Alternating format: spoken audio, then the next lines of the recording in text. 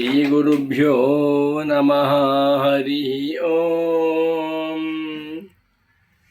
ಶಂಕರಂ ಶಂಕರಾಚಾರ್ಯಂ ಕೇಶವಂ ಬಾದರಾಯಣಂ ಸೂತ್ರಭಾಷ್ಯಕೃತೌ ವಂದೇ ಭಗವಂತೌ ಪುನಃ ಪುನಃ. ಶ್ರುತಿಸ್ಮೃತಿಪುರಾಣಾನಾಂ ಆಲಯಂ ಕರುಣಾಲಯಂ ನಮಾಮಿ ಭಗವತ್ಪಾದಂ ಶಂಕರಂ ಲೋಕಶಂಕರಂ.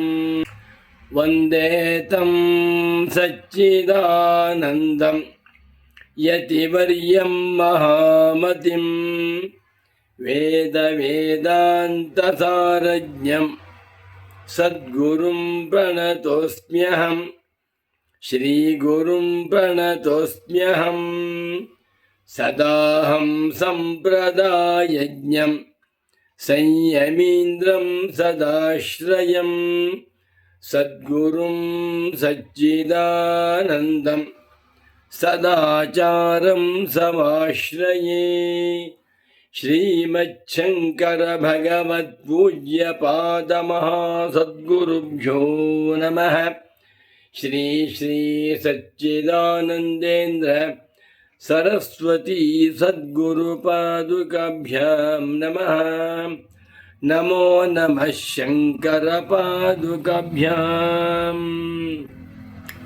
ಶಂಕರ ಭಾನು ಚಾನಲ್ ವೀಕ್ಷಕರು, ಮುಮುಕ್ಷ ಸಾಧಕರು, ವೇದಾಂತ ಪ್ರಿಯರು ಆಗಿರುವ ತಮ್ಮೆಲ್ಲರಿಗೂ ಇಂದಿನ ಕಾರ್ಯಕ್ರಮಕ್ಕೆ ಹೃತ್ಪೂರ್ವಕವಾದ ಪ್ರೇಮಪೂರ್ವಕವಾದ ಸ್ವಾಗತಗಳನ್ನು ಕೋರುತ್ತಾ ಇಂದಿನ ಶಾಂಕರ ಭಾಷ್ಯ ವಾಕ್ಯದಿಂದ ಒಂದು ಸಂದೇಶವನ್ನು ಚಿಂತನೆ ಮಾಡೋಣ.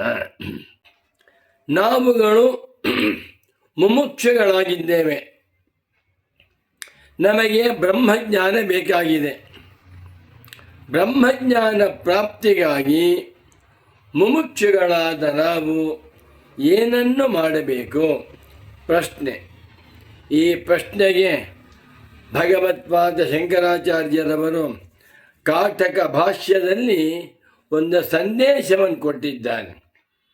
ಆಚಾರ್ಯ ಆಗಮ ಸಂಸ್ಕೃತೇನ ಮನಸೈವ ಇದಂ ಬ್ರಹ್ಮ ಏಕರಸಂ ಆಪ್ತವ್ಯಂ ಆತ್ಮೈವೇದಂ ಸರ್ವಂ ನಾಣ್ಯದಸ್ತಿ ಇತಿ. ಶಾಂಕರ ಭಾಷ್ಯ, ಶಾಂಕರ ಸಂದೇಶ. ಇದಂ ಬ್ರಹ್ಮ, ಈ ಪರಬ್ರಹ್ಮ ತತ್ವವನ್ನು ಆಪ್ತವ್ಯಂ, ಅರ್ಥ ಮಾಡಿಕೊಳ್ಳಬೇಕು. ಬ್ರಹ್ಮ ಹೇಗಿದೆ? ಏಕರಸಂ ಬ್ರಹ್ಮ, ಏಕರಸವಾಗಿದೆ, ನಾನಾ ರಸವಾಗಿಲ್ಲ. ಈ ಪ್ರಪಂಚದಲ್ಲಿರುವ ಎಲ್ಲ ವಸ್ತುಗಳು ನಾನಾ ರಸ. ಅಕ್ಕಿಯಲ್ಲಿ ವೆರೈಟಿ, ತೊಗರಿ ಬೇಳೆಯಲ್ಲಿ ವೆರೈಟಿ, ಮನೆಗಳಲ್ಲಿ ವೆರೈಟಿ, ಭೂಮಿಯಲ್ಲಿ ವೆರೈಟಿ, ಬಟ್ಟೆಗಳಲ್ಲಿ ವೆರೈಟಿ, ದೇವತೆಗಳಲ್ಲಿಯೂ ಭಿನ್ನ ರಸ. ನವಗ್ರಹಗಳು 9 ದಿಕ್ಕುಗಳಲ್ಲಿದ್ದಾರೆ.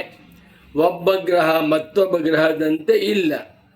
ಇನ್ನು ದೇವತೆಗಳು ಹಾಗೆ, ಇಂದ್ರ, ಚಂದ್ರ, ಆದಿತ್ಯ, ಕುಬೇರ.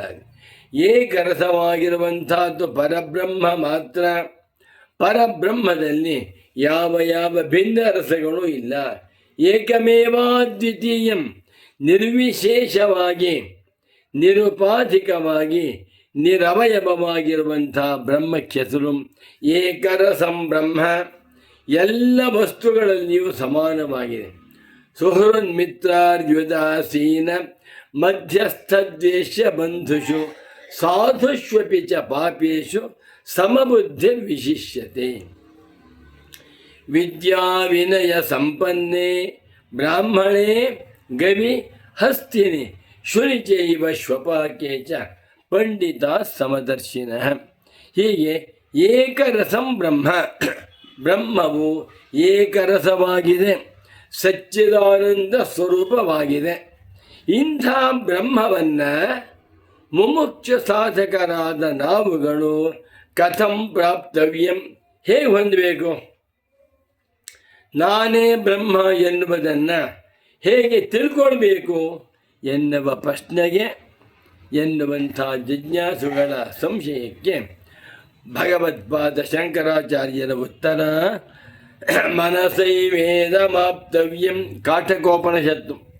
ಮನಸೈವೇದಮಾಪ್ತವ್ಯಂ ನೇಹನ ನಾಸ್ತಿ ಕಿಂಚನ. ಬ್ರಹ್ಮದಲ್ಲಿ ನಾನಾತ್ವವಿಲ್ಲ, ಬ್ರಹ್ಮದಲ್ಲಿ ಭೇದವಿಲ್ಲ, ಬ್ರಹ್ಮದಲ್ಲಿ ವೆರೈಟಿ ಅಂತಿಲ್ಲ. ಇಂಥ ಬ್ರಹ್ಮವನ್ನು ನಾವುಗಳು ಹೇಗೆ ತಿಳ್ಕೊಳ್ಬೇಕು ಅಂತ ಕೇಳಿದರೆ ಮನಸಾಯೇವ, ಮನಸ್ಸಿನಿಂದಲೇ ತಿಳ್ಕೊಳ್ಬೇಕು. ಕಣ್ಣುಗಳಿಂದ ಅಲ್ಲ, ಕಿವಿಗಳಿಂದ ಅಲ್ಲ, ಸ್ಪರ್ಶದಿಂದ ಅಲ್ಲ. ನ ಸಂದೃಶೇತಿಷ್ಠತಿ ರೂಪಮಸ್ಯ ನ ಚಕ್ಷುಷಾ ಪಶ್ಯತಿ ಕಶ್ಚನೈನಂ. ಕೇವಲ ಪ್ರತ್ಯಕ್ಷ ಪ್ರಮಾಣಗಳಿಂದ ಇಂಥ ಪರಬ್ರಹ್ಮ ತತ್ವವನ್ನು ಅರ್ಥ ಮಾಡಿಕೊಳ್ಳಲು ಸಾಧ್ಯವಿಲ್ಲ. ಹಾಗಾದರೆ ಯಾವುದರಿಂದ ತಿಳ್ಕೊಳ್ಬೇಕು? ಮನಸಾಯೇವ, ಮನಸ್ಸಿನಿಂದಲೇ ತಿಳಿದುಕೊಳ್ಳಬೇಕು. ಎಂಥ ಮನಸ್ಸು? ಚುರುಕಾದ ಮನಸ್ಸಲ್ಲ, ಅತ್ಯಂತ ವ್ಯವಹಾರದಲ್ಲಿ ಚತುರವಾಗಿರುವ ಮನಸ್ಸಿನಿಂದ ಅಲ್ಲ. ಮತ್ತೇನು ಅಂದರೆ ಆಗಮ ಆಚಾರ್ಯ ಸಂಸ್ಕೃತೇನ ಮನಸ. ಆಚಾರ್ಯ ಆಗಮ ಸಂಸ್ಕೃತೇನ ಮನಸ. ಶಂಕರ ಭಗವತ್ ಪೂಜ್ಯ ಪಾದಾಚಾರ್ಯರವರು ತಮ್ಮ ಭಾಷ್ಯ ಗ್ರಂಥಗಳಲ್ಲಿ ಜಿಜ್ಞಾಸು ಜನಗಳಿಗೆ ಮತ್ತೆ ಮತ್ತೆ ಹೇಳುತ್ತಾರೆ, ಆಚಾರ್ಯೋಪಾಸನೆಯನ್ನು ಮಾಡಬೇಕು, ಆಗಮವನ್ನು ಅಧ್ಯಯನ ಮಾಡಬೇಕು. ಮೊದಲು ಆಚಾರ್ಯ, ಆಮೇಲೆ ಆಗಮ. ಆಚಾರ್ಯ ಆಗಮ ಸಂಸ್ಕೃತೇನ ಮನಸ. ಆಚಾರ್ಯರ ಉಪದೇಶವನ್ನು ಕೇಳುತ್ತಾ ಆಗಮಗಳ ತಾತ್ಪರ್ಯವನ್ನು, ಸಂದೇಶಗಳನ್ನು ಮನನ ಮಾಡುತ್ತಾ ಇದ್ದಾರೆ. ಅದರಿಂದ ಮನಸ್ಸು ಸುಸಂಸ್ಕೃತವಾಗುತ್ತದೆ. ಅಜ್ಞಾನಿಗಳ ಮನಸ್ಸು ಪ್ರಾಕೃತ ವಿಷಯದಲ್ಲೇ ಮುಳುಗಿರುತ್ತದೆ. ಯಾರು ಬ್ರಹ್ಮನಿಷ್ಠನೋ ಆಚಾರ್ಯರೋ, ಶ್ರೋತ್ರಿಯಂ ಬ್ರಹ್ಮನಿಷ್ಠಂ ಅಂತ ವೇದಾಂತಾಚಾರ್ಯರ ಸೇವೆಯನ್ನು ಮಾಡುತ್ತಾ ಅವರಿಂದ ನಾವು ಆಗಮಗಳನ್ನು, ವೇದಾಂತ ಶಾಸ್ತ್ರವನ್ನು ಅಧ್ಯಯನ ಮಾಡುತ್ತಾ ಬಂದರೆ ನಮ್ಮ ಮನಸ್ಸು ಸುಸಂಸ್ಕೃತವಾಗುತ್ತದೆ. ಇದನ್ನೇ ಭಗವತ್ಪಾದ ಶಂಕರಾಚಾರ್ಯರವರು ತಮ್ಮ ಗೀತಾ ಭಾಷ್ಯದಲ್ಲೂ ಹೇಳ್ತಾರೆ. ಶಾಸ್ತ್ರಾಚಾರ್ಯೋಪದೇಶ ಶಮದಮಾದಿ ಸುಸಂಸ್ಕೃತಂ ಮನಃ ಆತ್ಮದರ್ಶನೇ ಕರಣಂ. ನಮ್ಮೆಲ್ಲರಿಗೂ ದೈವದತ್ತವಾಗಿರುವ ಸಂಪತ್ತು ಮನಸ್ಸು. ಈ ಮನಸ್ಸನ್ನು ನಾವುಗಳು ಬಹಿರ್ಮುಖವಾಗಿ ಮಾಡಿಕೊಂಡು ಹಣ ಸಂಪಾದನೆ ಮಾಡುವುದು, ಕೀರ್ತಿ ಸಂಪಾದನೆ ಮಾಡುವುದು, ಇದನ್ನು ಮುಳುಗಿಬಿಟ್ಟಿದ್ದೇವೆ.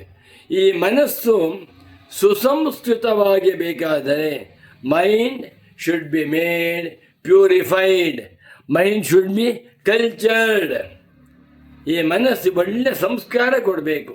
ಯಾದ್ದರಿಂದ ಆಚಾರ್ಯ ಆಗಮಗಳಿಂದ ಮೊಟ್ಟ ಮೊದಲಿಗೆ ಗುರು ಸೇವಾ, ಸದ್ಗುರು ಸೇವೆಯನ್ನು ಮಾಡುತ್ತಾ ಸದ್ಗುರುಗಳಿಂದ ವೇದಾಂತ ಸಂದೇಶಗಳನ್ನು ಮತ್ತೆ ಮತ್ತೆ ಮತ್ತೆ ಮತ್ತೆ ಕೇಳ್ತಾ ಇರಬೇಕು. ಅನಂತರ ಆಗಮವನ್ನು ನಾವುಗಳು ಅಧ್ಯಯನ ಮಾಡ್ತಾ ಇರಬೇಕು. ಹೀಗೆ ಆಚಾರ್ಯರಿಂದಲೂ ಆಗಮದಿಂದಲೂ ನಮ್ಮ ಮನಸ್ಸನ್ನು ನಾವು ಸುಸಂಸ್ಕೃತವನ್ನಾಗಿ ಮಾಡಿಕೊಂಡು ಅಂತರ್ಮುಖಿಯನ್ನಾಗಿ ಮಾಡಿಕೊಂಡಾಗ ಅಂಥ ಮನಸ್ಸಿನಿಂದ ಏಕರಸಂ ಬ್ರಹ್ಮಾಹಮಸ್ಮಿ, ನಾನೇ ಬ್ರಹ್ಮವಾಗಿದ್ದೇನೆ. ಈ ಶರೀರ ನಾನಲ್ಲ, ಇಂದ್ರಿಯ ಮನೋಬುದ್ಧಿಗಳು ನಾನಲ್ಲ. ಇವೆಲ್ಲವೂ ಕೂಡ ಅವಿದ್ಯಾಕಲ್ಪಿತವಾದ ಹುಸೆತೋರಿಗೆಯ ಪದಾರ್ಥ ಎಂದು ನಿಶ್ಚಯವಾಗುತ್ತದೆ. ಅದರಿಂದ ನಾಹಂ ದೇಹ ಜನ್ಮ ಮೃತ್ಯೋ ಕುತೋ ಮೇ, ನಾಹಂ ಪ್ರಾಣ ಕ್ಷುತ್ಪಿಪಾಸೆ ಕುತೋ ಮೇ, ನಾಹಂ ಚಿತ್ತಂ ಶೋಕಮೋಹಂ ಕುತೋ ಮೇ, ನಾಹಂಕಾರ ಬಂಧ ಮೋಕ್ಷವು ಕುತೋಮಿ ಎನ್ನುವ ಬ್ರಹ್ಮಾನುಭವವನ್ನು ಹೊಂದಿ ನಾವೆಲ್ಲರೂ ಕೃತಾರ್ಥರಾಗುತ್ತೇವೆ. ಅಂಥ ಬ್ರಹ್ಮಜ್ಞಾನ ಉಂಟಾದರೆ ಆತ್ಮೈವೇದಂ ಸರ್ವಂ ನೇಹ ನಾನಾಸ್ತಿ ಕಿಂಚನ ಎನ್ನುವ ಅದ್ವೈತಾತ್ಮ ಜ್ಞಾನಾನುಭವವು ಉಂಟಾಗಿ ಅಜ್ಞಾನವು ದೂರವಾಗುತ್ತದೆ. ಅಂಥವರು ಮೋಕ್ಷವನ್ನು ಪಡೆದುಕೊಂಡು ಬ್ರಹ್ಮನಿಷ್ಠನಾಗಿ ಬ್ರಹ್ಮಸ್ವರೂಪರಾಗಿ ಕೃತಾರ್ಥರಾಗುತ್ತಾರೆ ಎಂದು ಶಂಕರ ಭಗವತ್ ಪೂಜ್ಯ ಪಾದಾಚಾರ್ಯರು ಈ ವಾಕ್ಯದಲ್ಲಿ ತಿಳಿಸಿದ್ದಾರೆ. ಶಂಕರರ ಅನುಗ್ರಹದಿಂದಲೂ ಪರಮ ಪೂಜ್ಯ ಸಚ್ಚಿದಾನಂದೇಂದ್ರ ಸರಸ್ವತಿ ಸದ್ಗುರುಗಳ ಕೃಪೆಯಿಂದಲೂ ನಾವುಗಳು ಹೆಚ್ಚು ಹೆಚ್ಚಾಗಿ ಆಚಾರ್ಯರಿಂದ ಉಪದೇಶಗಳನ್ನು ಕೇಳುತ್ತಾ ವೇದಾಂತಗಳ ಸಂದೇಶವನ್ನು ಅನುಸಂಧಾನ ಮಾಡುತ್ತಾ ಈ ಪ್ರಪಂಚವೆಲ್ಲವೂ ಬ್ರಹ್ಮವೇ, ಈ ಬ್ರಹ್ಮವೇ ನಾನು ಎನ್ನುವ ಬ್ರಹ್ಮಾತ್ಮೈಕತ್ವ ಜ್ಞಾನವನ್ನು ಪಡೆದುಕೊಂಡು ಕೃತಾರ್ಥರಾಗುವಂತೆ ಆಗಲಿ ಎಂದು ತಿಳಿಸುತ್ತಾ ಈ ಕಾರ್ಯಕ್ರಮವನ್ನು ಇಲ್ಲಿಗೆ ಮಂಗಳ ಮಾಡು. ನಮೋ ನಮಃ ಶಂಕರ ಪಾದುಕಾಭ್ಯಾಂ. ಓಂ ಶಾಂತಿ ಶಾಂತಿ ಶಾಂತಿ.